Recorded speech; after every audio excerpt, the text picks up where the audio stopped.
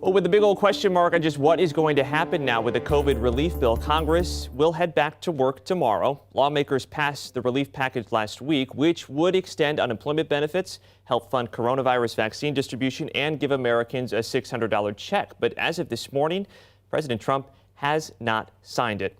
And all of this is hitting families very hard, especially right after the holiday here. I want to bring in 10 Tampa Bay's Leah Fernandez. She joins us live. And Leah, you've heard from some of these families who are just trying to figure out how they're going to make ends meet here.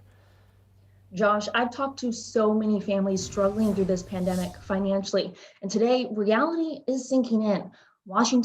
Help from Washington isn't on the way. Yesterday, 2 federal unemployment insurance programs that would have been extended in the relief bill now expire, cutting benefits for some 12 million Americans. Millions more could be put out of their homes in January. The federal eviction moratorium is the next major program to expire on New Year's Eve if the president doesn't act. People spent the little bit of unemployment they got this week or last week on Christmas thinking I'm going to continue to get unemployment. And now they're like, wait, now I got an eviction summons. I can't pay it. The CDC declaration doesn't mean anything on January 1st. President Trump's administration helped negotiate the bipartisan bill. That's sitting on his desk, but he still refuses to sign. And so now what happens, Leah? What happens if he doesn't sign it? Well, Josh, Congress comes back to Washington on Monday, and they'll try to pass those $2,000 direct payments.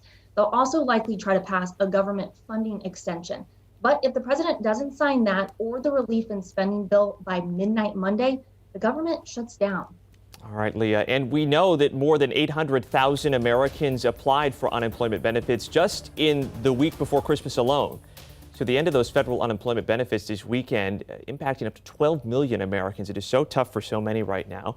And some of us, too, are probably looking at maybe what we just spent on Christmas, trying to figure out how to get some of those things paid off heading into this new year. So we asked a certified financial planner, Bobby Rebel, for some advice. And she says the first step, do a self-assessment.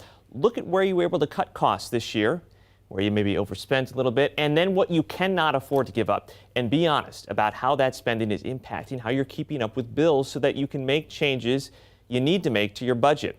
Second, keep track of that budget then heading into this new year. She recommends making a spreadsheet or even creating a notebook to keep track of when money is coming in and then when bills are due.